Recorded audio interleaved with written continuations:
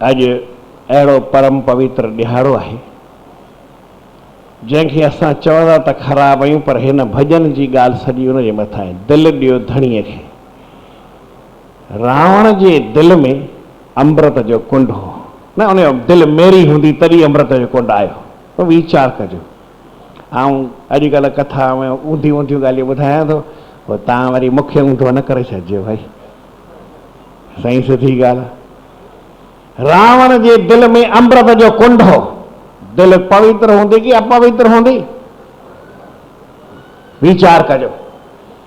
उन अमृत के कुंड में वरी माता सीता रहंदी हुई, ऐं माता सीता जी भी दिल पवित्र हुई। उन में वरी राम रहंदो हो, ऐं उन जी भी दिल पवित्र हुई। जो तव्हां सभई उन में रहंदा। जे न हिकिड़ो ई बाण लगे तो सॼी दुनिया ही खत्म थी वञे, ऐं राम पंहिंजे पाण खे खत्म करे छॾे।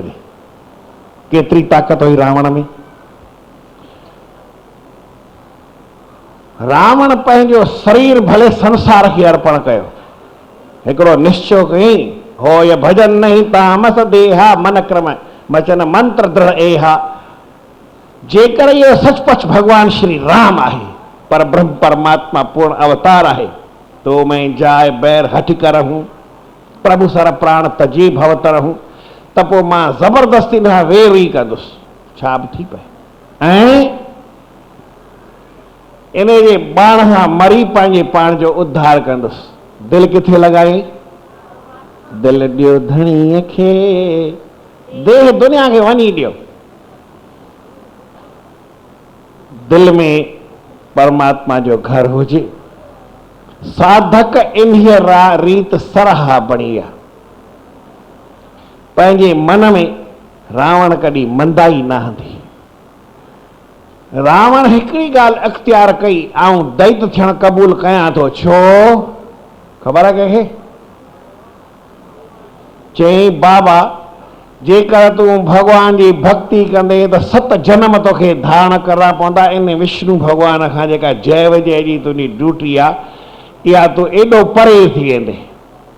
ऐं जे राम सां न कर भगवान सां वेर रखंदे, दैत थींदे, त पोइ 3 जन्म धारण कंदे। चई दैत त दैत चयूं, 3 जन्मनि में ई भगवान सां मिलंदुमि न जल्दी। 7 जन्म वरी केर तो मथो खपाए। दिल कहिड़े पासे आहे, क्रिया छा आहे? दिल ॾियो धणीअ खे, देह दुनिया खे।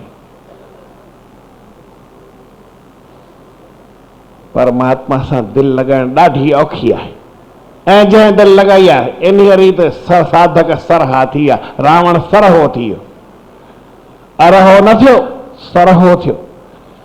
राम भगवान सां बराबरि विड़ियो हो। राम खे चई मूंखे तूं कॾहिं पुठी ॾिजां न।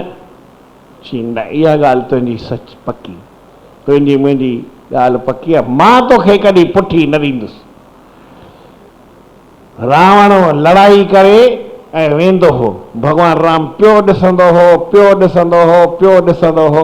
जेसि ताईं रावण वरी हीअं मुड़ी ओझल न थिए, तेसि ताईं रावण खे ॾिसंदो। तव्हां कंहिंखे ॾिसंदा आहियो?